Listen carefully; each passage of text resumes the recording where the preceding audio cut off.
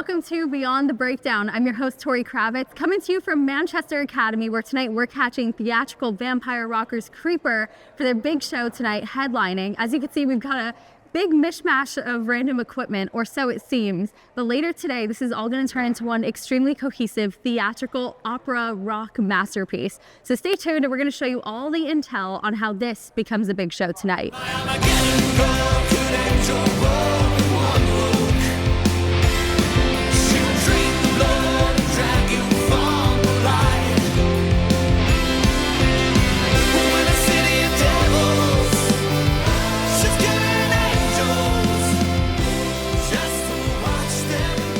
I do want to talk about the looks tonight because I was just outside talking to some fans. All of them are decked out, of course. And I know that all of the makeup looks for this album cycle and the shows were very carefully crafted to make sure fans could be involved too. So how did that all happen? Well, Charlotte here, who's doing this to me, Tori, she creates a lot of them. We often kind of like do creative together. On the last one, when I was an androgynous alien creature, Charlotte based a lot of it like on David Bowie, and she bleached my eyebrows originally. And do you remember when you bleached them and they burnt my skin? The bleach burnt my skin, and I had all these kind of scabs on my eyebrows for a while. But they come around based on the characters, really bringing the characters to life. It's really been mainly the last two that had big makeup looks. Mm-hmm. This one especially, and Charlotte and I kind of based it upon the end of the floor show in Rocky Horror Picture Show, where it's kind of like one look at the front, one kind of white ring almost at the front, very flamboyant, very, very over the top. We wanted a version of vampires that was notably silly. I think a lot of the time the humor of Creeper goes over people's heads sometimes, and the whole idea with this was to try and make it really obvious from the offset that it's a show, you know, like it's these are campy vampires. Like it's very self-aware, isn't it? Yeah, like we're in on the joke and kind of laughing, it's kind of winking at the audience a lot of the time, you know, trying to break that fourth wall, and it's something too that it's something that kids can totally dress up as well. If you've got a pair of sunglasses and a makeup palette, you can join in. And I think that's the most important thing about Creeper. Everything's vampire themed. You all are in the vampire spirit. So tell me what went into your looks today and what inspired them. A lot of fake blood. A lot of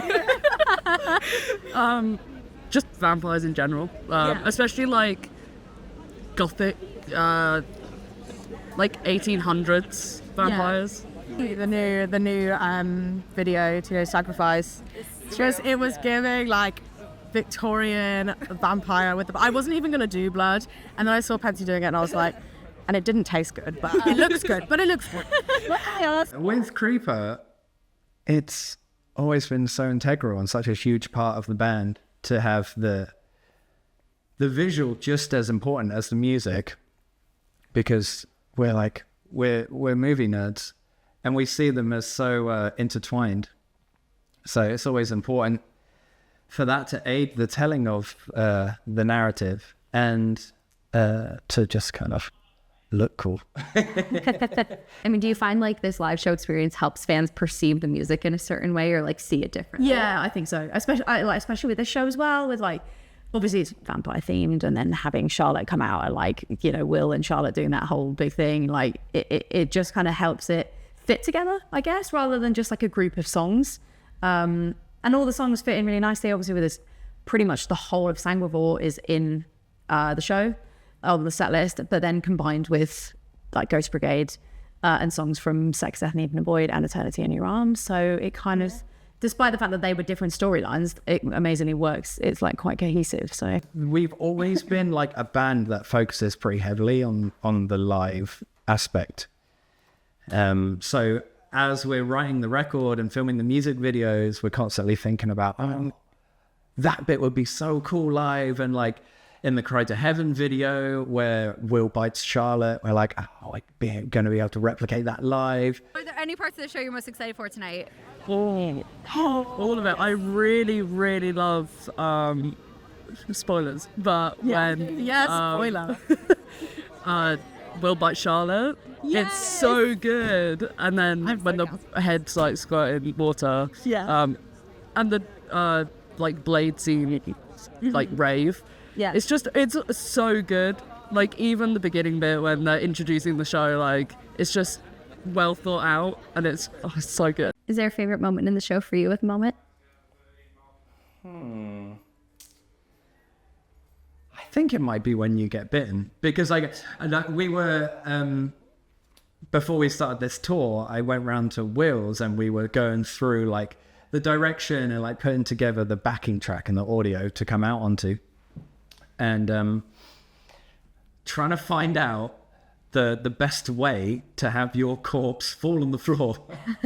Being like when you start a band when you're younger, you never think, oh, one day, you know, my dream is to have to figure that sort of thing out. Still figuring it out. Yeah, still figuring it out. We got the audio lined out. We're still trying to figure out the best way to get you dragged off stage, your lifeless corpse. But yeah, I can't even remember what the question was. Sorry. Just favorite bit of the show. So that was pretty much it. Yeah. At the moment, that's probably my favorite bit. Even on Instagram, your fashion is so much fun. You love makeup. You just got your makeup done now by the lovely Charlotte. So how much inspiration comes from like movies, media, other things you see all around that end up inspiring your looks on stage? Does that play a role too? Yeah, I think so. I think I don't like, it's weird for me because like I look at myself and I'm like, you're not cool at all. Like I grew up as a pop punk kid, so when I joined Creeper, I dressed very differently from how I dress now. And I think like I'm inspired by the people I'm around, like Will and Charlotte, and like they've sort of like being in this band has helped me sort of discover. I've always been like alternative and a little bit more like pop punky, but I've kind of like discovered my own style, and I've been really lucky to like work with some like brands like Mary Wyatt and Killstar and Disturbia, and like they've been amazing, and they're always like, this would look great on you, and like I love being able to sort of work on my own looks, and I kind of that's what like, as much as sometimes Instagram can be difficult to like maintain, and social media is quite hard, as we all know, like takes up a lot of people's time and can really impact on people's mental health. Like for me, the being able to discover things, I think the bonus of something like Instagram, you can discover like your own sort of sense of style and fashion and all that kind of stuff. So I think it's been like a cohesion of people that I'm around, and just from I've kind of grown in the time that I've been in this band, and yeah. So I look at myself and I'm like, oh, you're so not cool. I think you're the coolest though. Thanks. So we're gonna roll with that narrative. I mean, I'm not cool right now, so I had my docs on earlier, and I went out to get food, and they obviously rubbed my heels, so I've now put my Vans on with my big fluffy socks. So duality. Fashion. We appreciate balance. Yeah. But the makeup hasn't always been as prominent as it is now. So when did that start getting thrown into the show? I don't know, it just got bigger and more important. And then as soon as Charlotte started working with us, well, not as soon, but when we realized your talents and abilities, we were like, we can use this. We surround ourselves with people who are talented, and we're like, oh, we can utilize this and we can do that and that. So Darcia is Charlotte's sister. So, and like Will worked out this whole character with Darcia, and it's really fun. Darcia, you're on tour right now with Creeper. How's it been going so far? Terribly. Bad, huh? Real bad. That sucks. Well, what has been your favorite part of the shows so far? Because it's a really big production. The end. When it's over, that's it. You're happy then. And fans have been dressing up as you as well, from what I hear. Obviously, you have such an iconic look. What are your thoughts on the fan looks that have been at the shows? It's cute that they try Their best, but there's only one Darcia. Yeah. But what is the inspiration behind this look? Because, I mean, you have amazing shoes, the tights, it's all really unique to you. So how'd you come up with this look? I was born in this outfit. I'll die in this outfit. All right. And also, one thing I loved is there's actually a t-shirt design with your face on it, which is really special for fans. How did that design come to be, and what do you think of it? I just felt that all of the other merch was terrible, and that they needed something that would actually sell. So far, so good. Yeah. Well, thank you. You're welcome. My Armageddon girl couldn't draw a world with one look.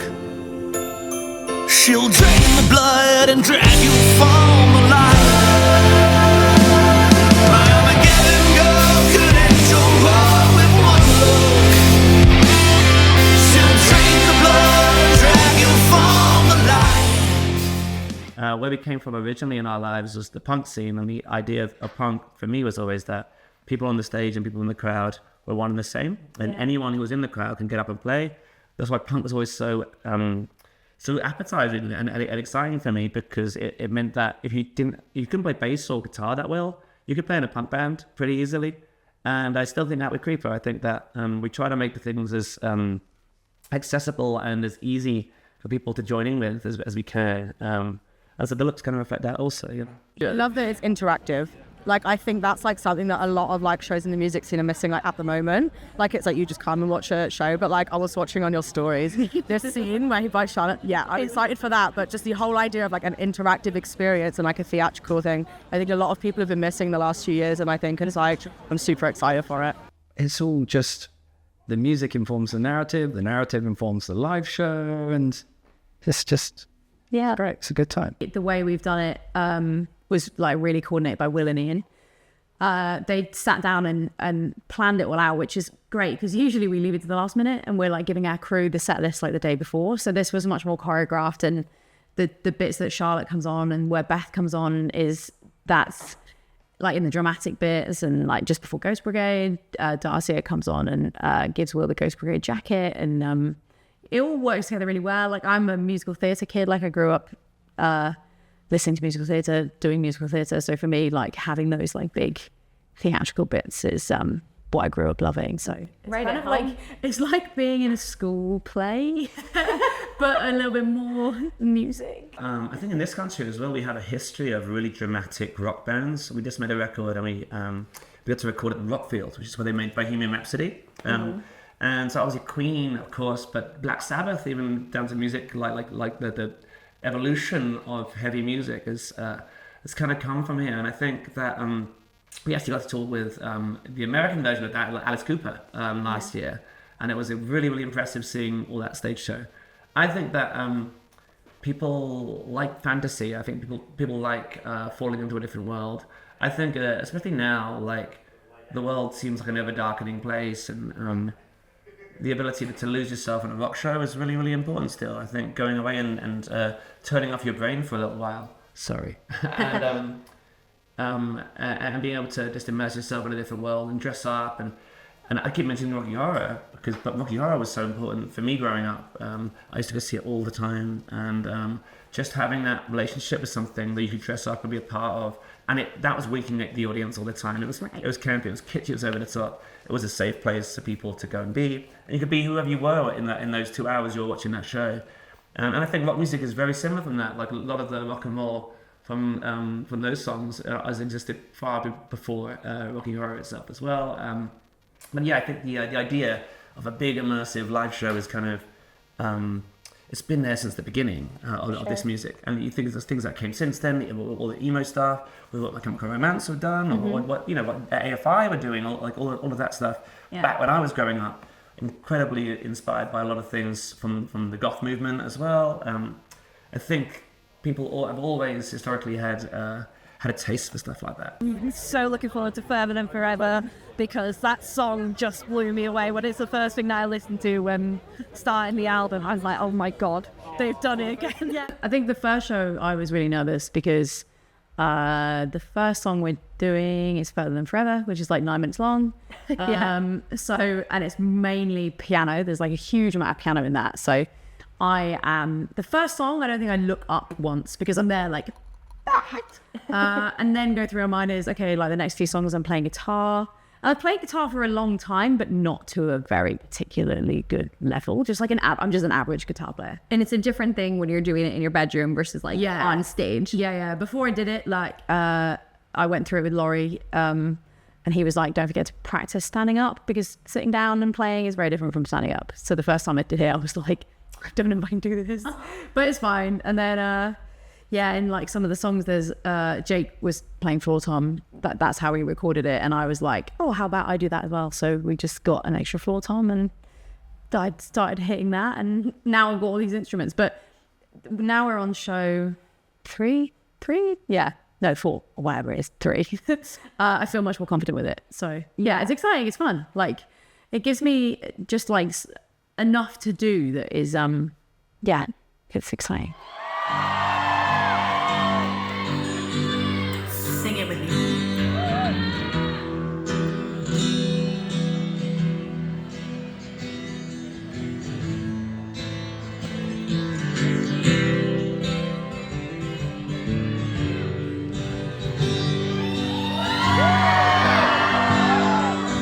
Baby, I'm sorry to call you so late. Oh, I forget I can't call you that name. I still make those slips all of the time. Don't know when I'll get.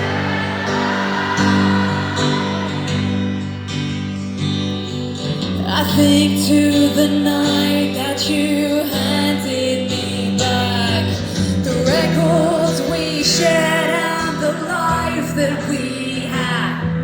You said in that condescending tone, I'll never forget you.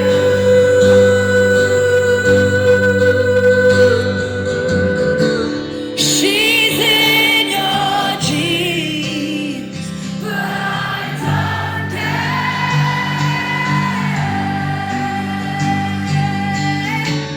You were my dream, you're now my nightmare. At your sister's wedding, I gave all that I had. Your father was cold and your mother was sad. I thought to myself they were like you and I when we last met. My love is a nail I can't pull out with pliers. The lovers I've had have been gaslighting lies. I don't know what that says about me, but I just give in. I mean it now, it's made in the air. She's in your jeans, but I don't care.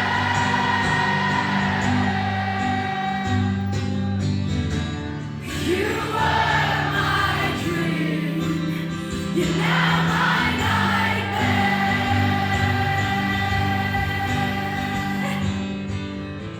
So call me when you break up,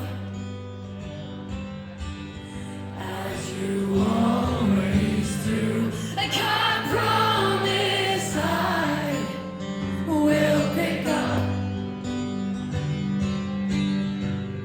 I'm done with you.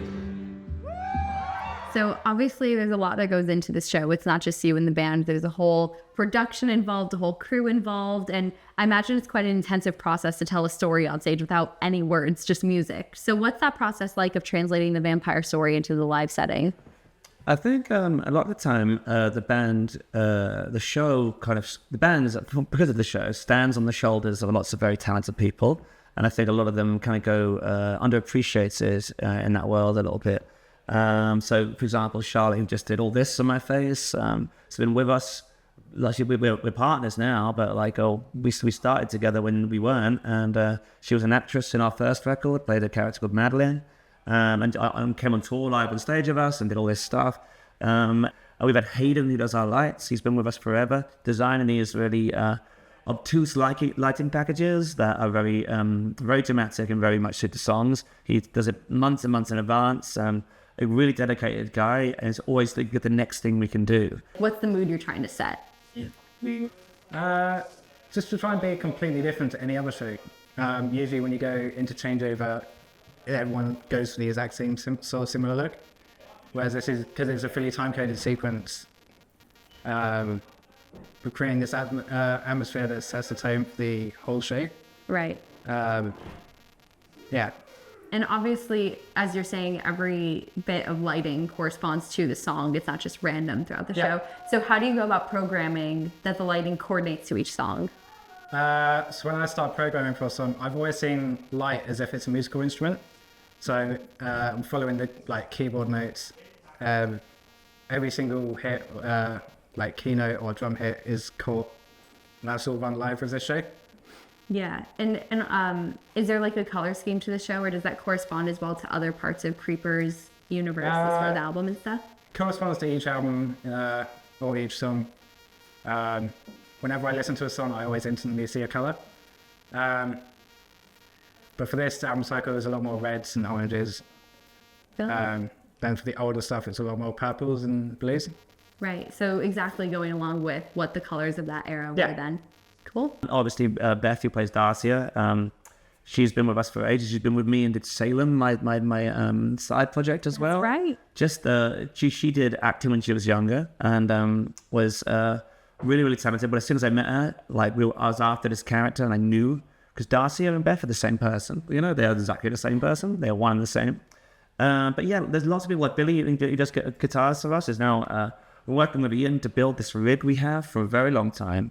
All the gear we have now, it's brand new stuff. Yeah. And he's been working on that for years and years. There's people with us that have been with us since the beginning, that have been around a very long time, that all help the show come together. And it's never just one person. It's a big group effort. And every time you come to see a Creeper show, you come to see the work of multiple people, and hours and hours and hours before it gets there, and the incense that we light before we come on, the 30 minutes before changeover. There's all sorts that goes into it that's so much more than just songs. So I think it's like the sensory experience of it smelling a certain way, the countdown, the audio interludes, the actresses. Charlotte does makeup. She's been delivering blood to the stage back and forth. She's been acting on stage as well. She acts as a victim on stage as well. We had to rehearse in my kitchen. So everyone occupies multiple roles to make the thing happen, and so it's the work of loads of people. No one person is more important than the others, and we've always tried to keep that ethos along our whole thing. And even for Marlon, who does merch, Marlon's been with us since the very early tours. He's this lovely little man who's the best merch guy in the whole of the business, and loves Creeper, has believed in Creeper from a very long time ago, and fans know him as well now. It's like a family, and the fans are part of that as well. It doesn't work, none of this works without them. So yeah, I think a lot of the time when outsiders come in and find their place here, it's really special because they're joining part of a larger thing. It's not just you supporting a band. It may say Creeper on the t-shirt, but Creeper's not just one person, it's a load of people. And it's a really special and sacred thing. We try to keep that really close to our chests, and it's something we care about a lot. You know? So we're here with Rory, doing a front of house for Creeper today. So first of all, front of house, for anyone who's not in the industry, what does that term even mean?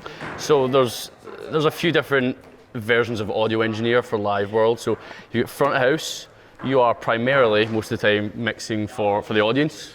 You get monitor engineers who mix for the band. And you usually, at festivals and stuff, you get broadcast engineers who are mixing for like TV streams and stuff.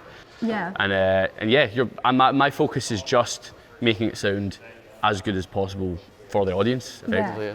And so for a band like Creeper, it could obviously be very different than like a really heavy metal band because of the theatrics that are involved in their music. So is there like a specific way that you would mix Creeper's music to make it sound like the absolute best live? Yeah, like Creeper's, I work with quite a few heavy bands, like bands that are heavier than Creeper, but Creeper's probably the most dynamic band that I work with. It goes from like songs like Crickets that are acoustic and Hannah's vocal, and then you get Quiet Heaven, which is like really 80s sub-synth heavy, and then you've got stuff like Chapel Gates, which is like kind of that kind of rockabilly. So I need to like throw like slapback delays on. I need to change loads of like effect settings between mainly reverbs and delays and stuff, changing the vibe because you go from that kind of that 50s kind of rockabilly punk to then 80s Sisters of Mercy-esque. Right? So it's having nice equipment and being able to jump between stuff quickly is needed for the Creeper show. So that's the thing, like anyone who goes to a show and has ever walked by front of house, you see this massive deck. Spaceship. Spaceship. So what exactly does this thing do? What are all these buttons for, if you want to give us like a brief summary? So basically, each input from the stage hits a fader, like an input channel. Yeah. Now on a kick drum, you'd maybe still have 2 mics. Sometimes you can have 1 if you want, but most of the time you're gonna have 2 or more. So each mic comes into an input channel, and then you're mixing the balance of those microphones. You're treating it with like EQ and stuff, basically just making it sound better than it already sounds. So yeah, it's basically just taking in all the stuff from the stage, making it balanced, and sending it out. There's also little lines like comms between crew and stuff, you know. We all need to talk to each other. I've got my headphones here. If Billy, the guitar tech, needs to talk to me, I can stick them on, he can shout abuse at me or whatever he wants to do. But yeah, effectively, that's what it's doing. The digital world is great now. This desk can handle about 72 channels.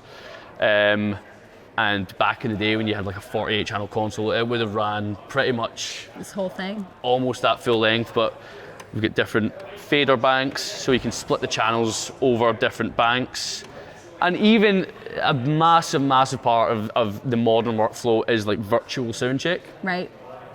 So I can take all these inputs in and it bounces out via just USB to my laptop. This is all the multi-track, this is just all the raw microphones getting recorded. And what I can do is I can turn virtual sound check back on, and you'll see like the inputs coming back in on the channels. So then I don't need the band here. The band can stay on the bus, they can go to a hotel wherever they want to be. They could do vampire shit. They can do vampire shit, they can get loads of fake blood everywhere like they usually do. And I can do sound check without them. Yeah? If they didn't want to be here, sometimes they like still doing sound check because they still enjoy playing, you know. Yeah. But there are bands that just, you know, they don't want to, they want to go and do their thing, which is absolutely fine. I'd like to get out into the city a bit more sometimes, but yeah, it's just the modern technology is just making live events just so much easier and easier as we get on. So how much blood do you go through in a whole tour? Oh, it's been a lot. Lots of the time, Charlotte, I'm talking on behalf of you here, but I don't mean to do that. That's all. But yeah, she makes it at home. Like we make it in batches now. That makes sense. But it covered our kitchen in blood, like making it and filling up all these bottles of it. And yeah, like it's a lot of it's been kind of homemade. I always see Creeper as kind of like, have you ever seen? You may have seen the movie about it, Ed Wood. Have you ever seen that, the Tim Burton film? I have not. It's about a B-movie director who famously made A Plan 9 from Outer Space, which is one of the worst horror films of all time, but also the best. You know, Right. A vampire and Bela Lugosi. Well, actually, not Bela Lugosi. It was Bela Lugosi's double in that. But he basically had this kind of ragtag gang of people that helped make these films happen. There was a professional wrestler in there, and there was like lots of other people like from the show business that all kind of coming together. And I always think Creeper's very much like that, in that same vein. There's a load of us, Charlotte is definitely included, but like our lighting person, Hayden, who's been with us for years. Everybody involved, Beth, who's been working with us for ages now. Outside of just the musicians that kind of make these shows happen and make these things possible. So yeah, a lot of the time I kind of see it like that, like we're all making films together. And I think the movie techniques and when I did film studies when I was a kid, we learned about the studio system, how out in Hollywood everything we made in under one roof. So Paramount or someone would write the script, film the film, and have contracted actors in. And I feel like Creeper sometimes acts bizarrely like one of those old studios, where we're making a series of films, or it's like an American Horror Story where there's a different story each time around, but there's the same actors and the same people kind of playing the roles somewhat. Yeah, that's so true. All right, Sean, give us the gear rundown. We're here with all of the guitars, all of the basses. We're in Guitar World right now. This is our good friend Billy. This is his world. Basically, every one of our guitars is loaded up on here on the guitar boat. Got my 2 Fender basses in the middle here. I mainly just use this one at the moment. And then Ian runs Gordon Smith guitars. They're really, really good to him over the years. They've built him a bunch of great, like, unique guitars. I'm pretty sure the one he's got here has, if I remember rightly, got a little knife on the 12th fret right there, that just is to make so it real good. characteristic because he loves his little knives. And then Laurie's using, he's using Fender as well. He's got a couple of Strats in here. And then as a recent jump for gear-wise, we've been using Quad Cortex. So this is Ian's one, and Billy over in Guitar World sort of runs his rig, and then the rest of ours is spread across stage, and we keep a spare one. They're super simple to use and set up. So Quad Cortex is a digital amp unit. It basically substitutes the need to have like a huge amp rig and things like that, have a multiple pedal board, and essentially can run everything from this one unit straight to front of house. We still run a few cabs on stage because we like some stage rumble, so we have our master cabs up on stage. But otherwise it means there's easy travel and easy kind of load in and load out of venues. How Ian has it is he has the up and down controls here that as he switches it changes to the song's settings. So each time when we change to the next song, he just stomps it once and it goes there, and then all the presets of that sound and the tones he needs through that song are ready to go, and it just automatically goes through from there. He also has an iPad that helps us control what goes into our in-ears. So through the show, if any of our ears change or we need a little bit more, Will's vocal or Hannah's keys, we can get him to change the levels just from the iPad right here, and it makes it easy to communicate rather than kind of screaming at somebody across stage, Right. I definitely don't want to touch this then. This is very it's fine. important. It's literally just an iPad. Press all the buttons. I bought it secondhand. And then Billy's got all his his tool station. Creeper sound ranges through so many different genres. Yeah. So is there like a favorite, I don't know, effect or something on these pedals that you really enjoy using at the moment? So I think for me personally, it's just the ease of it. Yeah. Like that's what I really enjoy. My tone only changes, but in terms of bass-wise, only changes in quite minor adjustments through our entire discography. Recently, where there's a bit more of a heavier grunt, I think, probably to our guitars, then it's getting a fuller sound from it. And there is a dark glass preset that I use because I used to use a dark glass pedal anyway, and they have that link between neural. But yeah, cool. That's like I said, for me, it's kind of a basic setup. Ian and Laurie switch through quite a lot more than me. Right. But I'm a simple bassist. But simple is good. Just me and my 4 strings. so as that actually goes as a change up with the acoustic, it doesn't go through the Quad Cortex. It goes straight through a wireless receiver to front of house. Yeah. The tone on that is good to go. So that runs on a different line channel. And then, Rory up front of house will go and adjust from there. Amazing. There's a few blood marks here and there on it. I don't know how this one has... Oh, there is some blood. Well, I don't know there. how this one has blood in it because I haven't used it on a show. So that's alarming. That's just called splatter. I mean, vampires, isn't it? Yeah, we'll bite everything. Yeah. So on stage left side, Hannah has her riser here. Jake sits in the middle on the high throne up there. And then on the other side, Laurie has a riser the same height as Hannah's. Hannah runs the keys from here. She's got extra drums now in our set. She's going for more of a percussion element as well. And she plays some guitar, which is kind of added an extra element, thickening out the newer record. Jake's currently actually up there with his SBDS sample pad. Basically, that is how we run a lot of the in-ear settings and tracks and stuff. So if we have click running through our ears, Jake controls where that comes from. So as we need to start the song, he essentially starts it. Yeah. So a lot of people now run those sorts of track setups from a laptop. Yeah. But for us, we're still on the old school a little bit. And then right over stage right, we have what essentially controls our in-ear rig. There's a whole rack set up over there where there's essentially a digital mixer that controls everything in-ear wise, and keeps us going.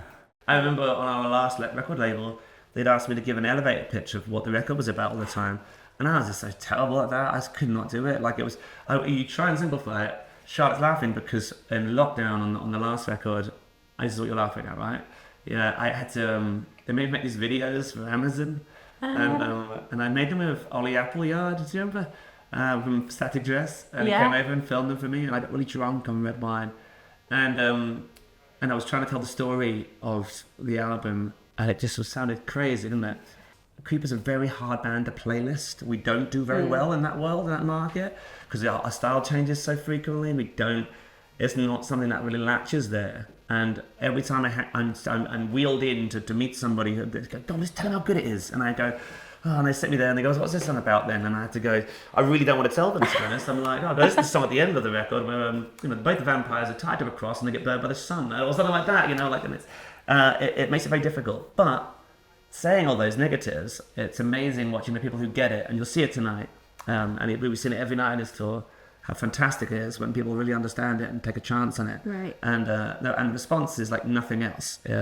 It's really touching. It's really really settling for me, and it gives me hope outside of Creeper as well. I think a lot of times outside of Creeper, how a record like the one we just made, to have been reviewed as nicely as it was and to have sold as well commercially as it did, it gives me a real hope that when we are gone, that there is young people out there that have a hunger and a taste for rock and roll music, in a traditional sense, not pop music with a guitar that way down low. Like, I mean, rock music as an entity, and that's really, really that's really an exciting feeling for me, and it makes me feel optimistic about the future, and it makes me really excited to think that maybe one day we'll reach a place where proper rock music's on the radio again.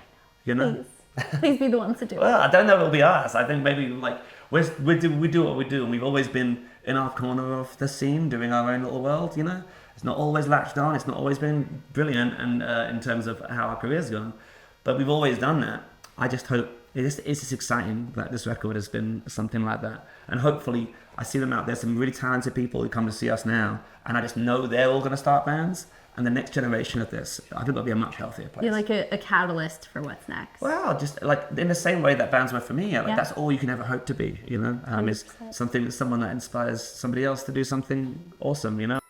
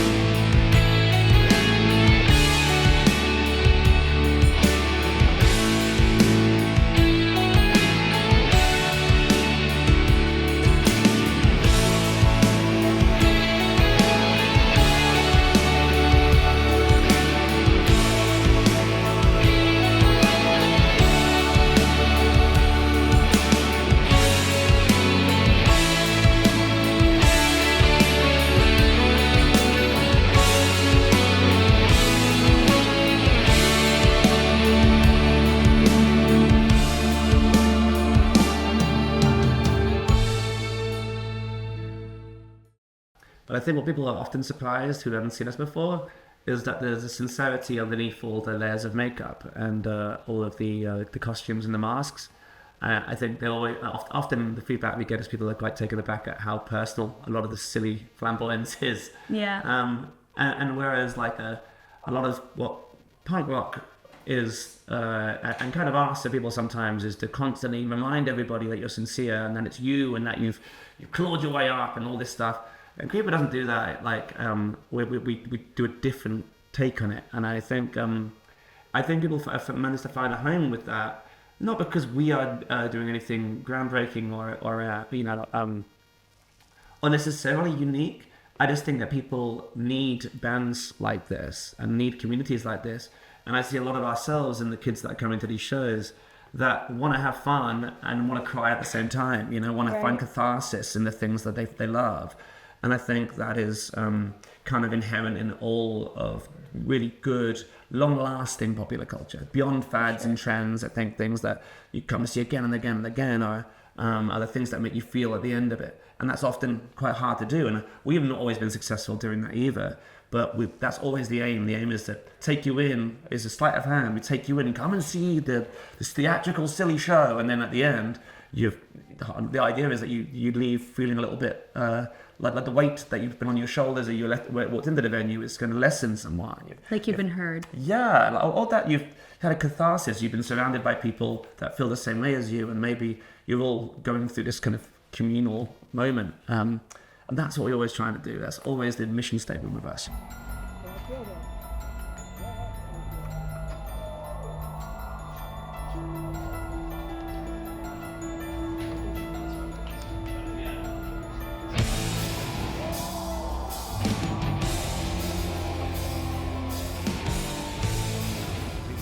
Day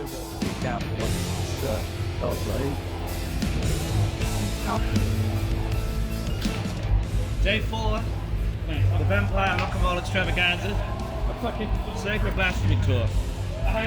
Creeper here in Manchester, the Academy 1. Let's put some gloves on to make sure I can't hold the microphone properly, and some sunglasses to make sure I can't see in this dark room one of them. If any other walk of life, that would be seen as a hindrance. But here, for some reason, it's kind of a benefit. I don't know why. We'll see how we get on.